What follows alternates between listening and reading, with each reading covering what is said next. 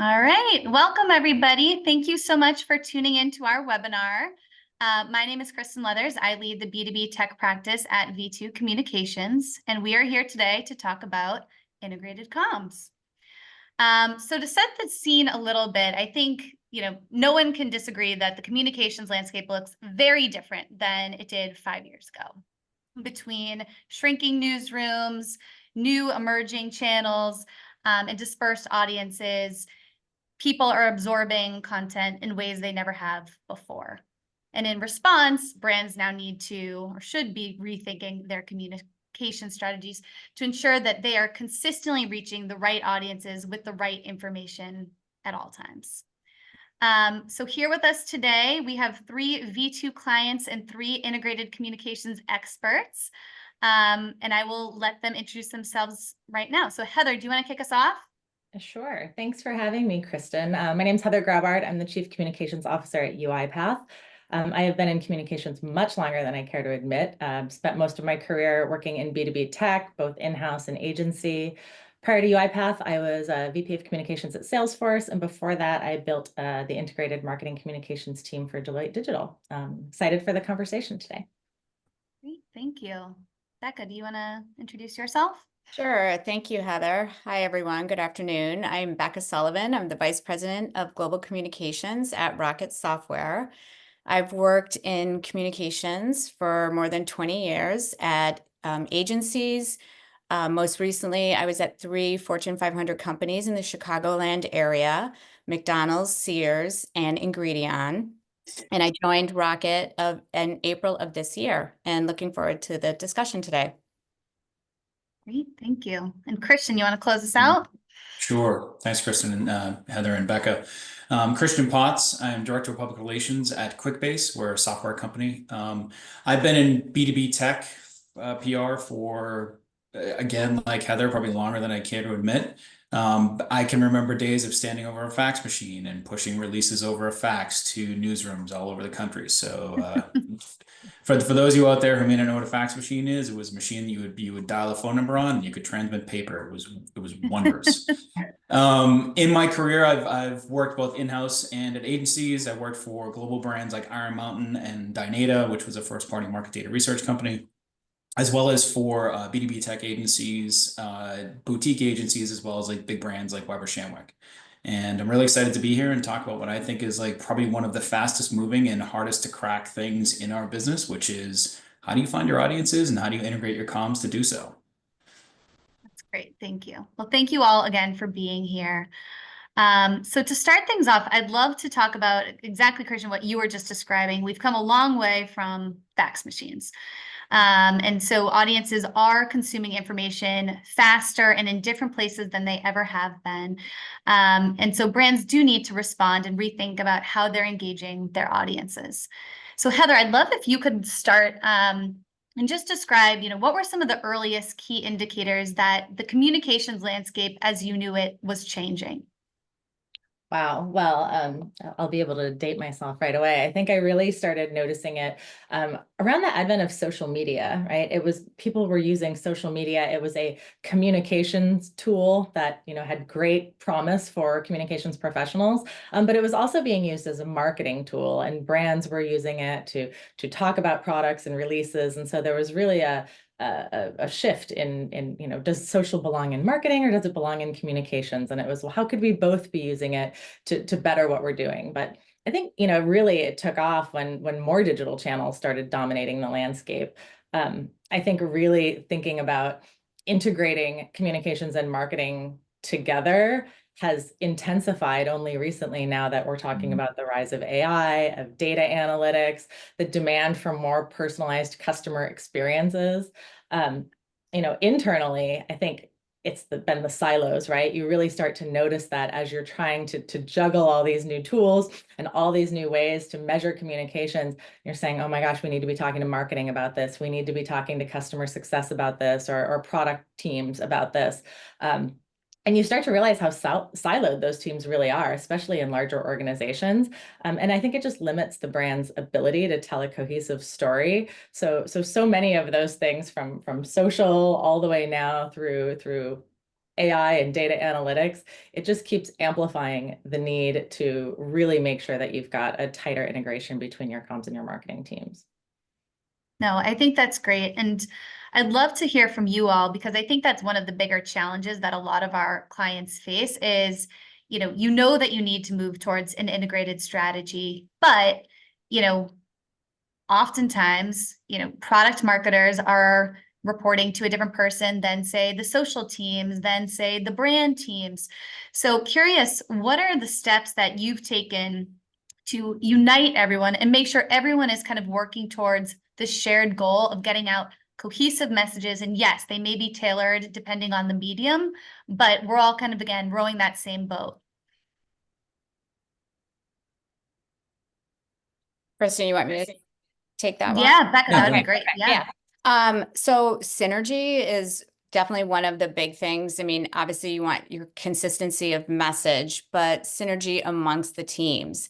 And some of the things that I've been a part of and have also implemented in positions that I've had were editorial review sessions and a calendar, shared calendar. So that way, even globally, we could see what some of our brands are doing. Because, if we were putting out our sustainability report and then our colleagues in Brazil are putting out something product related and different, we want to see if there's, how can we work together to support each other on a unified voice and not have competing messages going out on our different channels. So bringing everyone together and along on the journey has been something that, it's successful for everyone, and finding and that's how you also meet and learn so many things about your company and your business along the way. But I would say one other thing that I found to be a good tip is at the beginning of every project that we work on, we have a plan on a page. So we identify what our goals are, what are our proof points, who are the third-party advocates that will support our announcement or that we can bring along on the way. Are there customers that we can include as voices? So everything just on that one page, that way we can go back to it, refer to it as we work on our project. No, that's great. And Christian, I know you've done a lot of work with kind of third parties and specifically influencers. How have you, identified the appropriate influencers and then worked with them to amplify your company's key messages? It's been a real interesting journey. So I joined Quickbase September of last year. And when I joined, the influencer program here had only just gotten off the ground. So I sort of inherited this very fledgling program, and it was very much like, let's test it and see what can happen. And we very quickly learned that the test was going to be something we are going to do for a long time because it worked really, really well. And the reason why it worked well is for a lot of the reasons that both Heather and Becca sort of been pointing at, is that there are so many different ways that your target audience could be anything from buyers to existing customers to, if you work for a public company, it could be investors and shareholders. If you work for a private company, it could be, your PE backers. It could be your own employees. I mean, there's a whole host of different audiences, and each one of them every day is going to a different place to sort of absorb and get information about the things that they're interested in. And influencers are increasingly, obviously in the B2C world, have increasingly become a place where people are going. In the B2B world, they're starting to become one of the most, if not the most, important places where you need to go. So our journey with influencers was, let's test, and then we found out the testing was working. But the testing continued as we looked to develop different audiences for our sort of target personas. Influencers for us are the best way for us to keep the lights on and keep the message flowing when we're not out there doing interviews with our executives or telling customer stories or putting out product news. They're the number one way for us to maintain that voice and maintain that identity within that target audience. And one thing that's been really interesting for us is that as we've grown our target audience into different vertical markets and then really decided to really focus on those vertical markets, we've discovered that influencers come in all different shapes and sizes, but also have all different kinds of behaviors that you can use to your advantage. Some are better as content promoters. Some are better as content creators. Some sit at that intersection point of those two sort of behaviors. And some of them are doing things that we haven't even touched yet, like becoming like unofficial, advisors, or unofficial sort of like message testers, or product roadmap testers for you. It's all about kind of like seeing what they can do, understanding the audience that they're able to reach, the way in which their audience, more importantly, interacts with them, and then building your program around that, so that all the things that like Becca is talking about with that, like that plan on a page, that integrated calendar, that becomes part of the flow. Influencers become part of that flow that fits into that strategy. No, that's great. And I'm curious, oftentimes influencers come with a price tag, right? Not all the time, but oftentimes. Talk to me a little bit about like how you sell in integrated programs that take advantage of paid channels, because I think this is, something that's a little bit newer, not super new, but newer to a lot of organizations who think we'll just put out a press release and it will be done. But more and more, again, with shrinking newsrooms, press releases, earned media, it's not going to always solve all your problems. You need to think about investing in the right places. So how do you think about determining where to invest, but then also selling it into your organization to convince them that there's going to be real ROI in this? Heather, maybe you can kick us off here. Sure.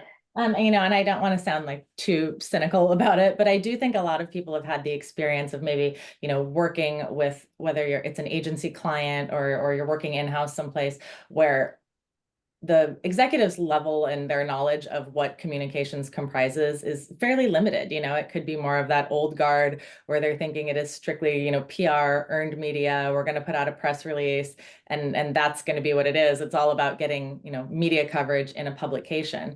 And I just don't think that really cuts it anymore, because there are so many different channels, and you really do need to have a strong earn, own, and paid. Like, you need to be thinking about all of them at the same time, because I remember a long time ago, a mentor of mine used to say, advertising is what you pay for, but PR is what you pray for.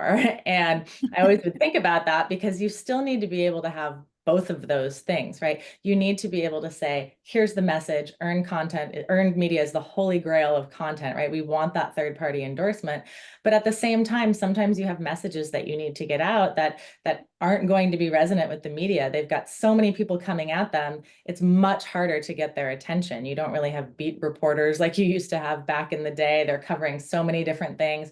So sometimes you want to look at maybe doing some sponsored content, something that's an advertorial, to get your message out there in a different way. And then also making sure that you're maximizing the value of your own channels. I don't think people do enough with their social media, or they say, well, maybe this isn't where our audience is. You need to make sure that you're using the channels where your audience is, or your potential customers may be.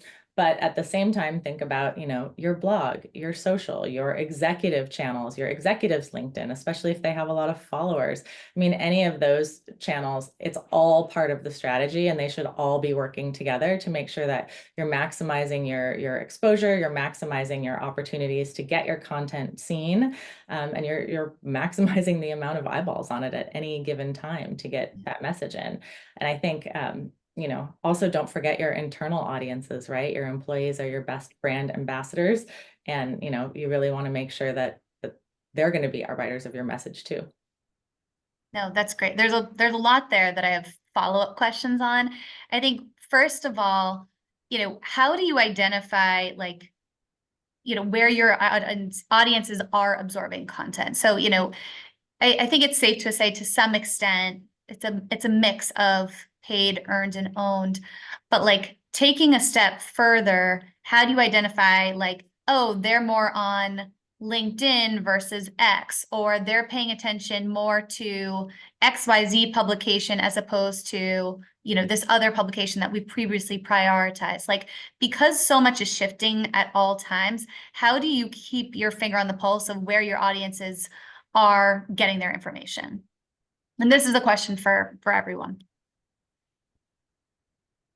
So I can just add on to that a couple of things, really understanding our audience, but also you were talking about at the beginning of the question, when you have to educate people and bring them along on the communications journey. And data has been the most successful way, in my experience, to do that. I worked for a CFO for many years, and so his very smart man, but his line of sight is primarily in the financial space. But if I could show him, like, these are our website traffic numbers, this is what people are searching for when they're going onto our site, this is why I need this budget, or whatever it might be. If I could use some proof points in the data space, how many employees are opening our newsletter, what type of content are they looking for? And then as it relates to the different audiences that you were also talking about, we knew, like at McDonald's, for example, that people who care about sustainability, they're on LinkedIn. And a lot of times we can, get that information on the back end working with our social team, which actually used to be part of communications until it just exploded to what Heather was saying, the emergence of social media. But really using that data and trying to target the right outlets, and also to build credibility for your function internally, I've found to be really successful. That's great. Yeah, I would echo that for sure. Data is your friend. After the fact data, I think, is what most communications pros are familiar with, which are things like measuring share of voice and measuring mentions versus impressions, stuff like that. A lot of that stuff happens after the result that you're looking to achieve happens, the article, the press release, whatever it might be. But there's lots of data that's out there that you can uncover, quantitatively and qualitatively within your audiences, like within your own organization. So to use the example that I bet you were just mentioning is like, if you work for a revenue driven organization, most organizations are revenue driven, but let's say you have you have a chief revenue officer who's like got his finger on the pulse of like why you win and where you win and when you win. And so undoubtedly that comes from them doing some kind of like in the midst of and then after the fact surveying that happens with prospects and with sales. And they will tell you oftentimes where they're going to get information or how they're absorbing information, or are they peer driven? Are they getting it from this industry association or this industry publication? Are they getting it from just Googling things? All of that stuff is like rich stuff that you can draw from. And especially when you think about things like, it used to be that the in the buying cycle, there were clear points where you could identify early on where you had a chance to influence a buyer, through the right placement of a press release or through the placement of an article or a LinkedIn post or a tweet or whatever that showed up at a certain point. Nowadays, I mean, if you look at the data, I think it was like Demandbase said something along the lines of like 80 to 90% of buyers have already done all of their research by the time they actually reach out to a company and want to talk to a rep. As a salesperson, that has to be both terrifying, but also kind of exciting, because now you can go back to the organization and say, look, we have the opportunity to create a journey using an integrated communications plan that hits people when we know they're looking, even if they know they're not looking for us, especially. So it's what's the role that thought leadership can play in there? Are there particular topics that we know people are returning to again and again within on LinkedIn, talking about sustainability, for example? Are they more concerned with downstream recycling, or are they more paying attention to packaging, or are they more paying attention to how you're sourcing your materials? That's valuable information about sustainability that you can use as a guide towards understanding that buyer journey, and then dropping in that journey different things about what you're doing with those things to lead them to where you want to go. Especially when you're trying to conquer new markets and stuff like that, you have to just embrace the fact that data has to be your friend, and you have to get really familiar with it. But you also have to know that there are people in your organization that you need to make friends with who are going to help you find that data. They could be sales folks, they could be customer success folks, they could be product marketers. I mean, it could come from anywhere. So having that understanding that data lives in your organization about the things you're looking to to influence, and then going after that data very cooperatively within the organization is where you're going to really make a mark there. How often do you feel is necessary to look at that data? As you think about both in terms of, making sure that you're engaging your audiences effectively, but also kind of measuring the success of your integrated programs? Like, is this something that you do quarterly, monthly, annually? Like, what is the cadence that you feel like has been successful for each of you? I mean, I like to look at it quarterly in a more holistic sense, Yep. and then you kind of, make your tweaks accordingly as to what you feel like is working and what isn't working. But there are things that you would look at more frequently, depending on if you are running a specific campaign and while it's happening and it has a duration. And so you're going to, put out a release or put out something on social or host a webinar or something, and you can look at that more in real time and say, how did that work, and is that, what kind of traction did we get on this, how many people were sharing it, how many people attended. Yeah. Looking at those types of stats, and then tweaking it during the period of your campaign. So there are certain things that you of course want to measure more frequently, but I think holistically, if I tend to plan for a year, break it into quarters, and then sort of tweak accordingly, and break it down even to smaller campaign duration, is how I've always tended to look at it, and that seems to work. And I think you made a good point too about being able to real time, if you need to make some changes to your campaign and your plan, that's what one can do. And we've done that for a variety of things. If something happens, just even last week with everything related to the hurricane, we changed some of our plans, and we had focused in the southern regions, and things happen and occur, and you want to be understanding of what's happening around you. No, Yeah. I think that's a really good point.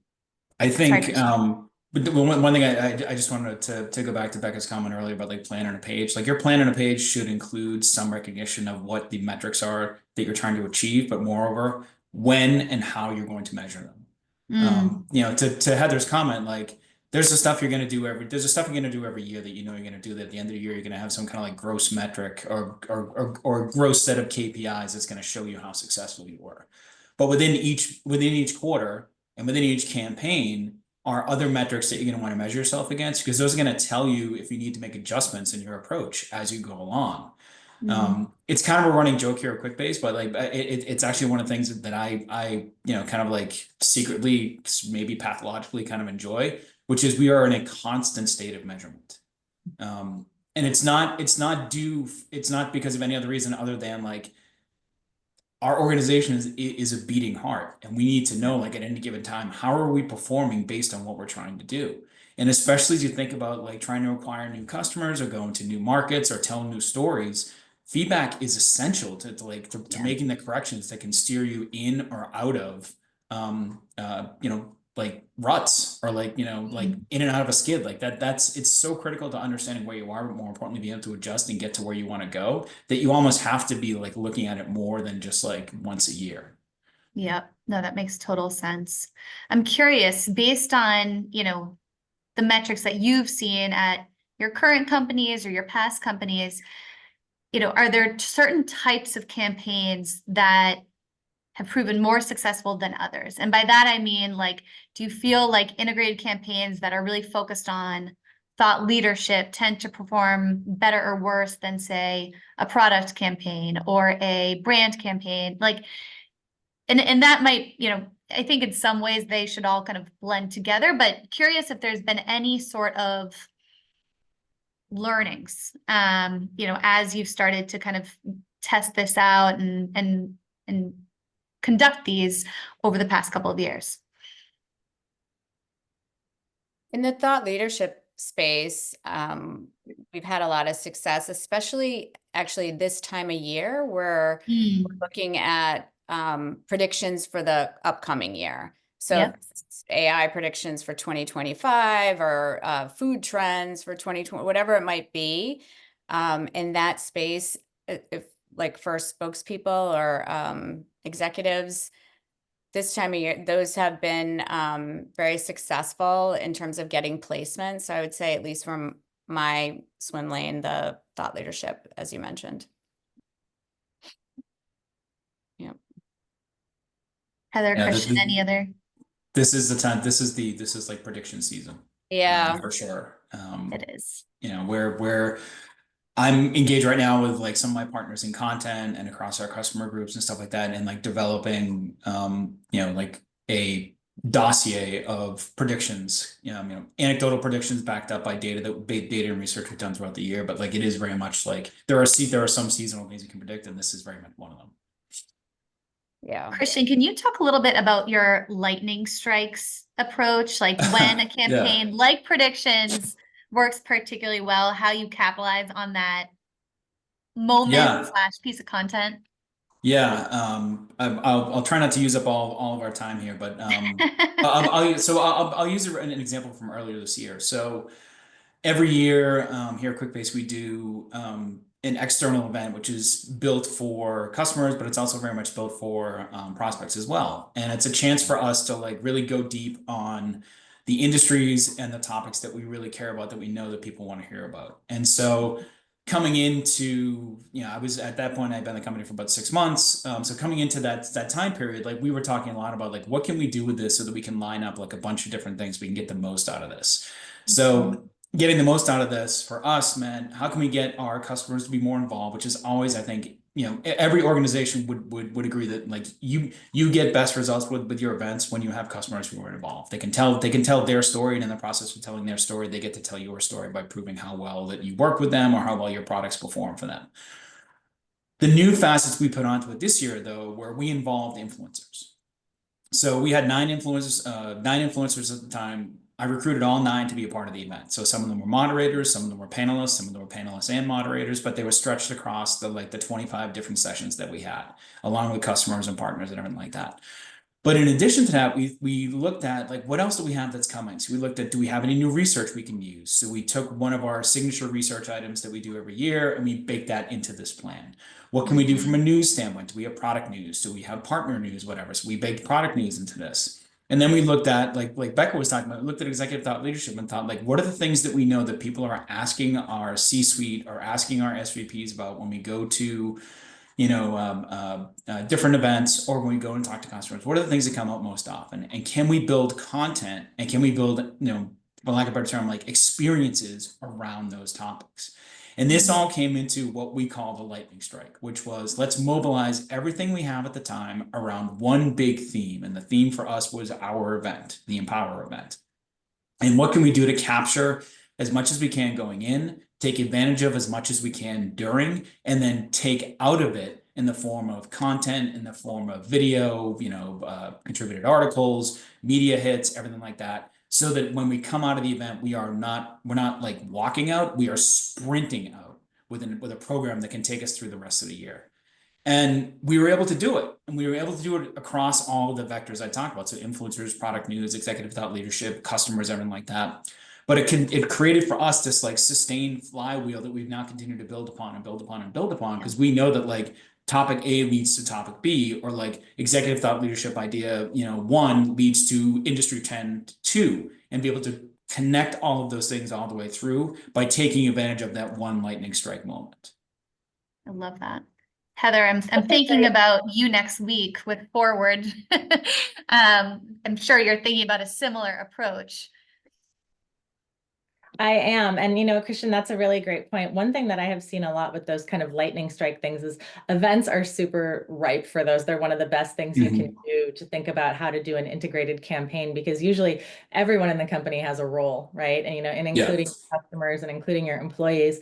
So you can really sit down and think about, okay, there's going to be speaking opportunities, and there's going to be, panels with customers, and there's going to be keynotes, and there's going to be content generated, and there's going to be social media, and there's going to be press releases and product announcements, and all of these things that you really need to wrangle together and say, how are we going to create this integrated strategy around pushing everything out around the event? The thing that I think is really important with those lightning strikes is, and I've seen this happen a lot, is there's so much time and effort that goes into planning for the event, and then the event is over, and then it's kind of like, well, what are you going to do for the rest of the year now that the event is over? So to your point, Christian, really thinking about those, the thought leadership topics, or the topics that come out of that, and how can you harness those to take them through the rest of your year until the event comes around again? And how can you really think about how to maximize, the long tail from what you've done with that event, and not just have it be kind of a sprint, you collapse at the finish line,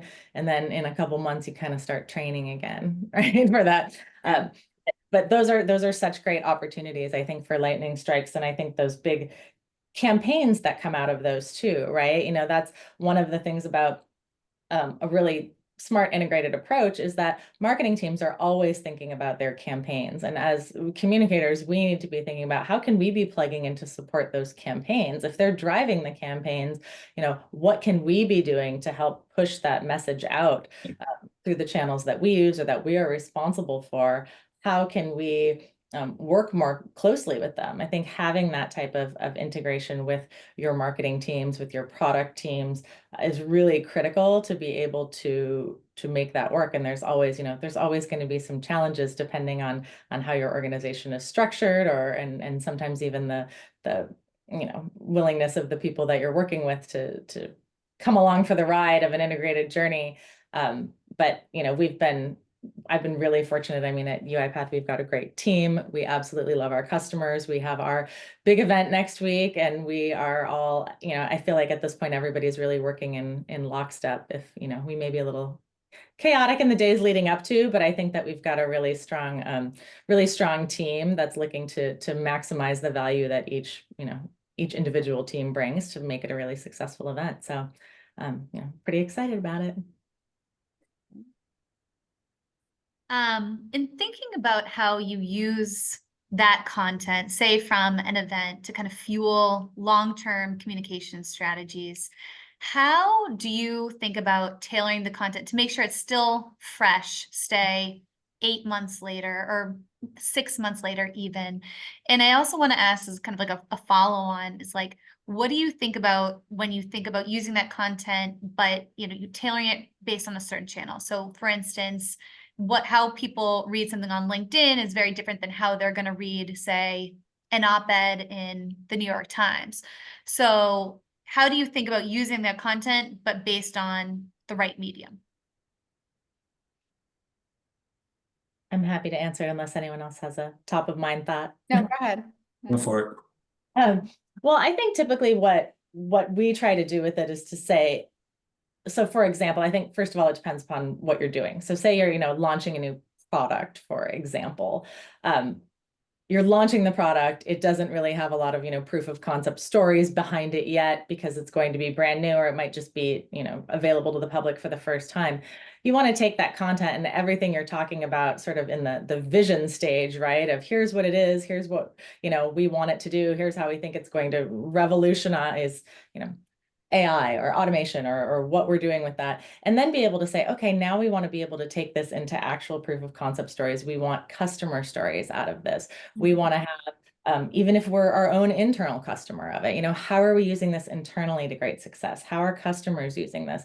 How has this been able to move the needle, perhaps with different industries, right? So maybe it's healthcare, and there's going to be a big, healthcare conference coming up, and saying, all right, well, we want to talk to our customers that are in healthcare and be able to talk to this very specific audience about how this has been a game changer for them. So really thinking about, how you can go from just announcing the product to actually having metrics. Here's what it solved. Here's case studies. Here's customer testimonials, and pushing out the content that way.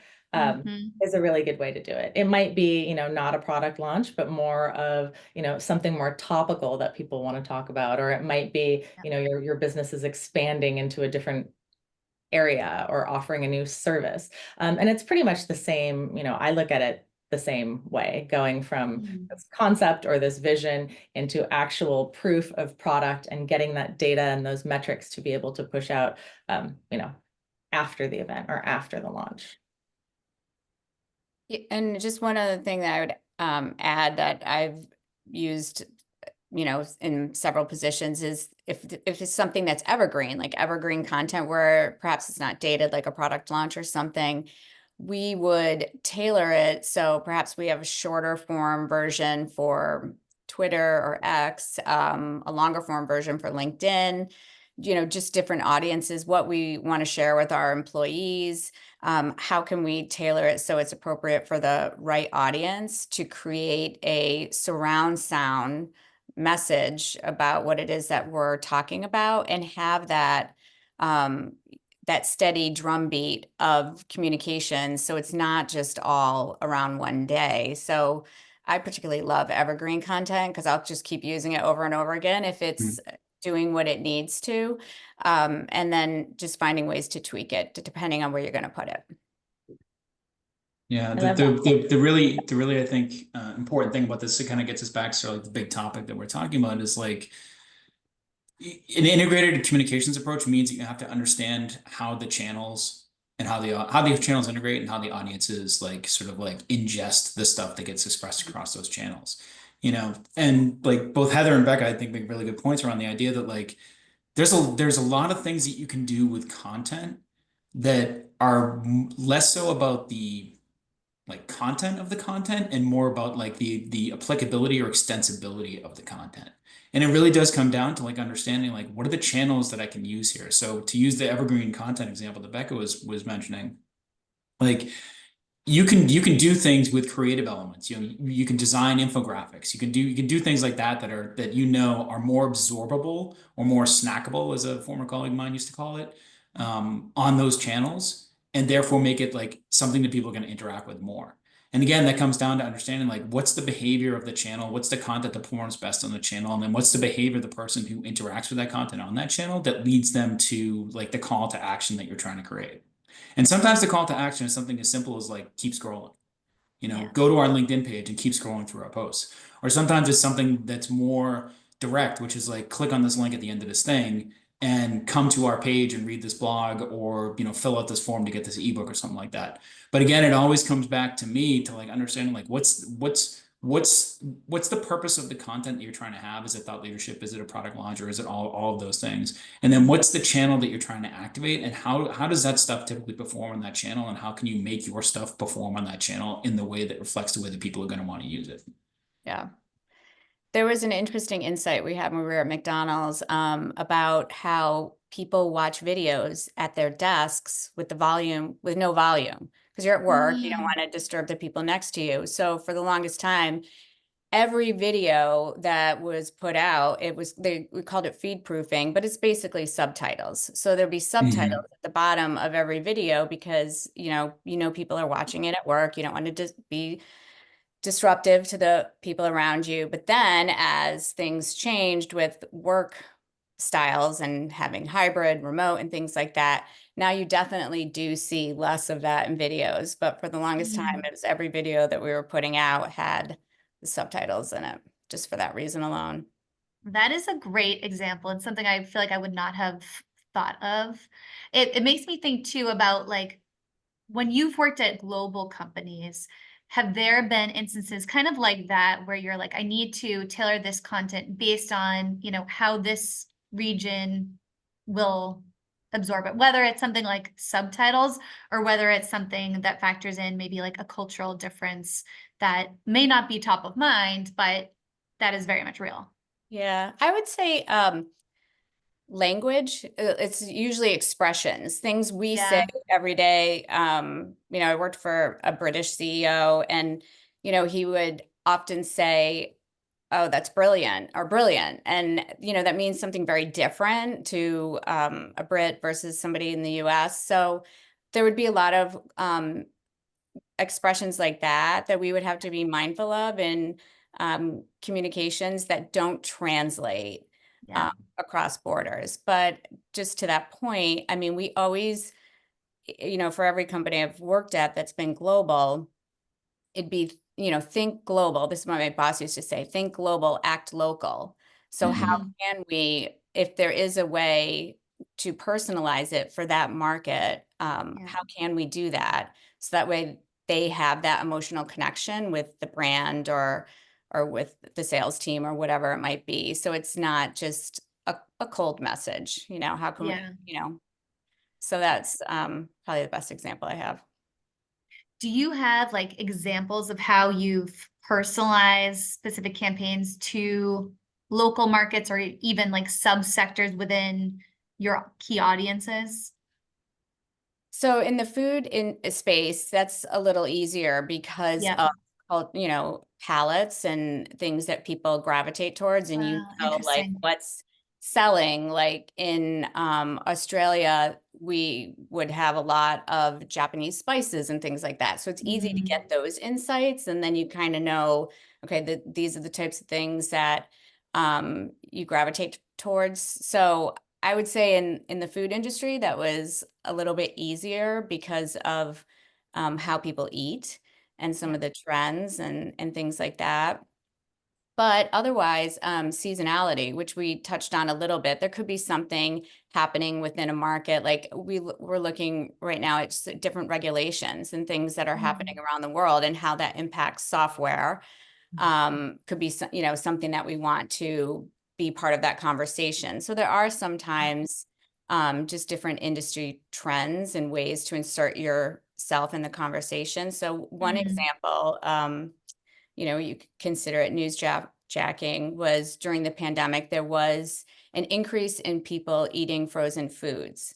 And the company Ingredion that I was at previously, B2B, we did a lot of work in that space in the frozen food sector. And so how could we go out to reporters and talk about, even on social media with our sales teams, with everyone, the work that we do in that space and how we can help brands reformulate, and because, you know, frozen food was very prevalent during that time, Yes. primarily for convenience. So that's really what we did. And through that, we secured a front page placement in the New York Times on reformulation during pandemic, given the increase in frozen food. Amazing. With an instance like that, I'm curious what your experience has been with integrated campaigns that are, you know, maybe rooted in newsjacking or not necessarily planned for a long time, because kind of going back to what we talked about earlier, it doesn't, you know, planning these campaigns does involve working with a bunch of different stakeholders from across the business, and it can be time consuming and challenging to get everyone kind of working together. So in an instance like that, what is your advice for coming together quickly to get something off of the ground? Yeah. One of the best ways for me to get information and insights has been during quarterly business reviews. So that's really where, like, you know, just at any company, it's the president primarily of the business unit talking about what their drivers were for the quarter. Yeah. What are the trends that they're seeing? And you know, because you're getting close to sales, releasing your sales. So taking those insights, if you have access to that, or you know, somebody on your team, those are helpful nuggets of information. The customer wins, like that's really where you start to also see some trends.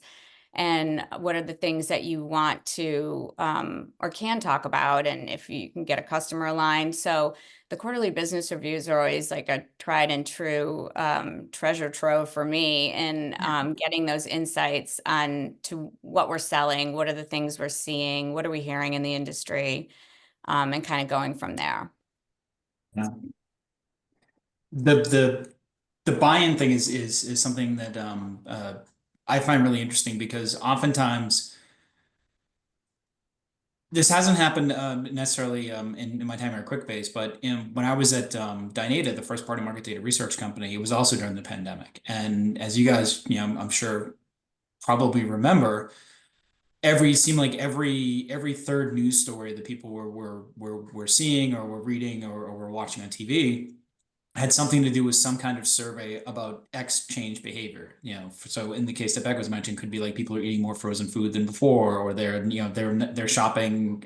You know, local businesses are suffering because people aren't leaving their homes, or you know, grocery stores are empty because of supply chain disruptions.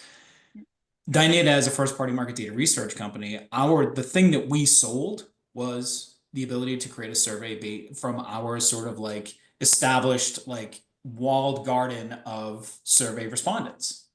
And so what was really interesting was like we went to the business and we said, look, like we're trying to sell our services as a market research company, why don't we do market research on these topics that we know people are paying attention to? And by using those as ways for us to push our brand narrative, we can also use that as a way for us to show how good we are at what we do to companies who are interested in purchasing our services. So again, it creates this almost like this like virtuous cycle of like, use your product to further the brand, and in doing so, further the product's aim by showcasing the brand. So like we did surveys on like, you know, when do people think a vaccine would be ready? Like people thinking 6 or 9 or 12 months. Would they prefer a Moderna vaccine versus a Pfizer vaccine? Would they prefer no vaccine at all? Are they shopping locally? Are they planning on traveling soon? And by doing this, we were able to say this comes from our exclusive, you know, this comes for our exclusive audiences that are vetted. They have these demographics. Oh, by the way, Mr. Consumer or Mrs. Consumer Researcher at a big brand like McDonald's or a big brand like Goldman Sachs or whatever, like you can have access to the same audience too, because they have these demographics that we know you're really interested in understanding. So like having the courage to sort of go to the business and say, look, like, give me a little bit of what we do every day for our customers for my purposes. And I promise you, we can return the value of that back to you in the form of the brand awareness and the website traffic and people responding to things that will help establish for you new leads and new revenue opportunities and things like that. And, you know, to Becca's point, like really partnering with the business to say to them, like, there are things we know you want to do with the product. Here are the things we want to do with the brand. Let's partner together and make sure that we're getting the best of what I have to offer and the best of what you have to offer and telling this cohesive story. So we are officially in Q4, and I'm sure you're starting to think about your communications and marketing plans for the year ahead. You know, what is next in integrated communications? Are there strategies that you're thinking about that are maybe different or new from what you've tried in the past? Or are there things that you've learned based on the past year or two that you're absolutely going to incorporate into your plans for next year? I think, well, there's a lot of things. I mean, I think also, you know, again, there's just that always on making sure you have this integrated earn, own, and paid strategy. I mean, I'm always very bullish on that, working with our global marketing teams to make sure that we're plugged into their campaigns and making sure that's a strong part of our strategy going forward. But I think, you know, I'm sure everyone on this call is always having the budget conversations, right? And it becomes like, what can you actually afford to be able to do? And so I think, you know, as communications professionals, we always have to get really creative with how we end up using our budgets, because, you know, typically, I mean, you know, when you work in a product company, it always tends to be like, you know, the money's going towards the product and the engineering first, and we kind of have what's left. And, you know, we get good budgets to work with, but, you know, sometimes there's always more that you want to do and you have to be creative. And I think that for us, one of the things that, you know, we're going to look to take more advantage of is some of these newer trends around like AI content creation and management, right? You know, that's going to be something where maybe in previous years I would have said, gosh, you know, I want to have a team of writers to be able to help us create really good content, rather than just having, you know, individual subject matter experts, you know, as a side job to their day jobs, you know, create something and then just have people edit it. But really looking at, you know, how can we automate content creation, whether it's for blogs, whether it's for social media, potentially email campaigns, so that we can focus on more of that higher level strategy work. Thinking about some of that. So, you know, that could be a way that we end up trying to optimize our budget and make sure that we're still being able to create the amount of content we need and we want, but, you know, without having to have extra people to do the writing part of it, more just to do the editing and focus on the strategy of, you know, how are we actually going to put that content out there? So I think that. I also think from AI, you know, there's more of I think we're going to see a little bit more like personalization at scale. So really thinking about like, can we do hyper personalized content? You were mentioning earlier about the in politics, how, you know, our candidates are going out and they're going into very niche markets right now to be able to tailor what their message is to a very specific group of voters. And I think that, you know, that type of hyper personalized communications to different pockets of customers that we have will become easier because of being able to use AI generated content and not actually having to have, you know, a human to take time out to go to a small group of people rather than a large group of people. So those are definitely things that I'm thinking about as I look for, how to optimize our budget in next year's planning. Super interesting. Becca, what about you? We're also right in the midst of the 2025 planning process, putting together our budget and our plan for review with our leadership team at the end of this month. And to your point, I mean, certainly looking at where we can make the most of our budget and using as much data as we can to show, the rationale for what it is that we're asking. I'd say one of the things that we've been talking about, and I've had a couple meetings with the creative services team on this, is how and where we can leverage AI. And there's a lot of cool things as it relates to video that they've been sharing with us that make putting together videos really quick and easy and seamless. One of the things that I've definitely noticed is there's an increase in events, in-person events, that could be a little bit of a factor of, we had an acquisition this year, but we're definitely seeing more requests from sales teams and different departments throughout the organization with the need for more in-person events and things like that. And I would say they're more like intimate events, so smaller group settings, not just large trade shows. That's in our plan as well, but definitely an increase in that, which I think in general, most people are really excited to see. Christian, anything to add on your end? I mean, if you're on this call or listening on this call and you're in PR and you're not in your planning session, like raise your hand. I don't think anybody will raise their hand. Like it's just that time of year. I think probably the only thing I would add is, similar to Heather's point and what Becca was saying, like our focus for next year is how we can take things like the influencer program, things like our content program, things like AI, and just make them feel more like integrated with the overall sort of like revenue driving organization. So events, how can we take how can we transport the audience that we know is following our influencers on social media and try to bring that audience with us when we go to an event that's in an industry? Or similarly with content, like how can we create content using AI that takes advantage of things like better SEO or like smarter, like a better understanding of how Google is like using AI and its own like search algorithms, and then make our content be like more sort of analogous with that stuff so that we start to appear higher and we appear more regularly. Or like the last thing for us, which has been a really interesting journey, is like as we get closer to priority vertical markets for us, like construction and manufacturing, getting a better understanding of how those audiences not only like where they go for content, but how they go there and when they go there.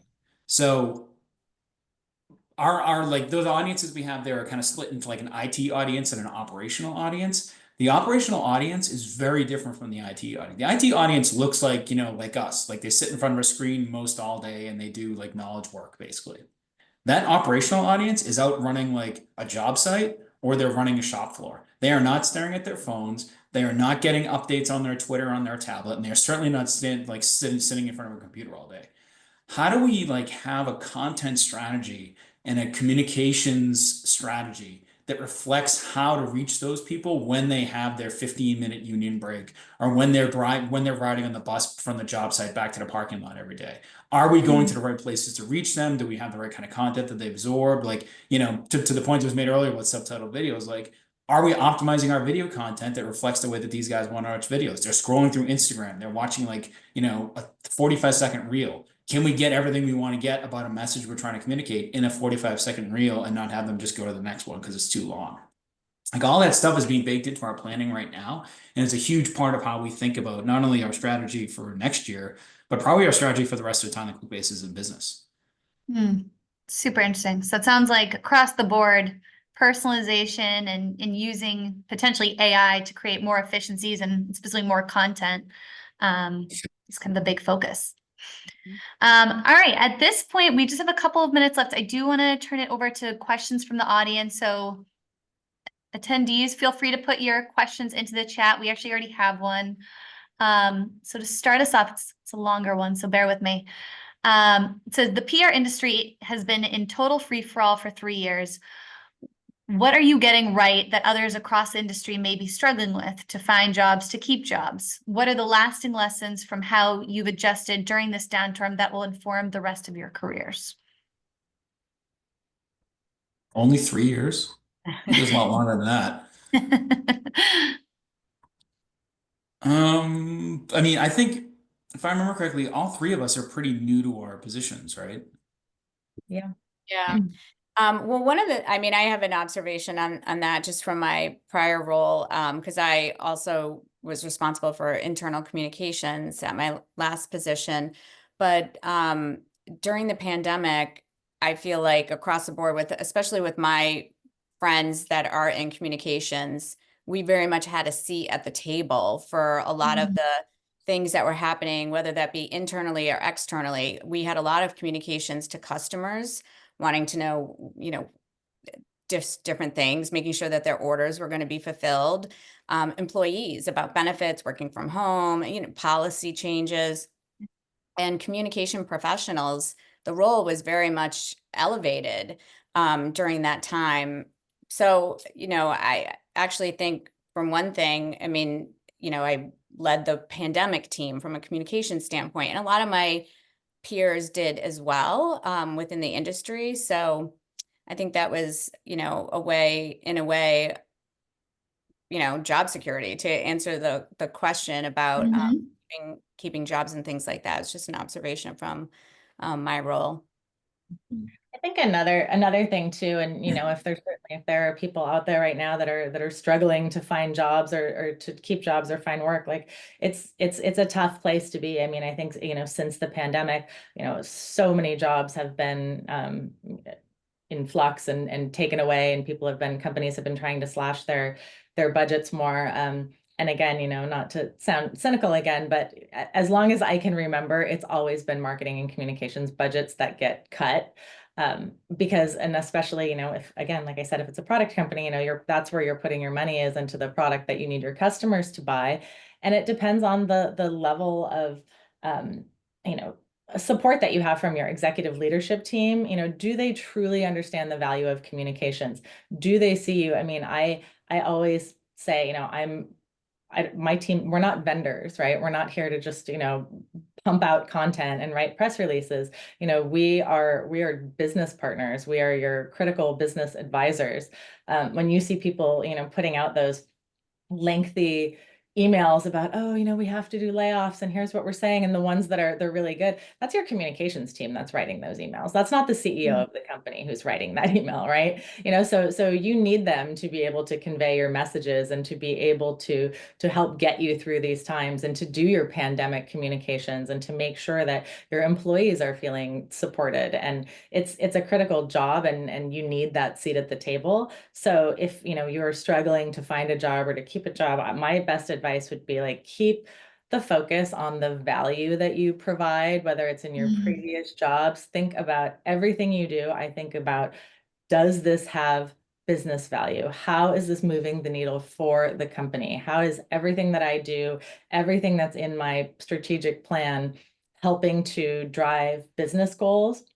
And have that data to be able to prove it, because that's really how you prove your value and make sure that you're always thinking about yourself as that critical business advisor, and not positioning yourself as a vendor who's waiting for requests to come in and then doing what's requested of you, but really looking at how you're providing that value.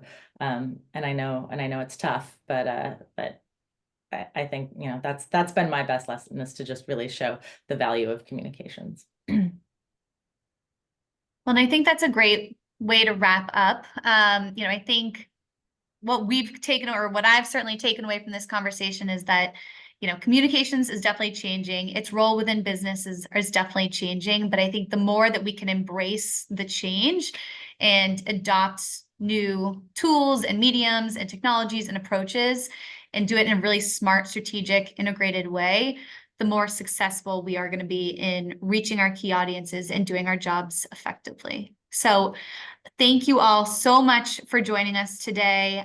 For those listening in, we will be posting this recording on V2's website along with a blog recap, so certainly stay tuned for that. And I know we didn't get a chance to go through very many questions, so if you do have questions, don't hesitate to reach out to me, and I'd be happy to pass them along to Christian, Becca, and Heather. So thank you again, and talk to you soon. Thank you. Thanks. So, bye.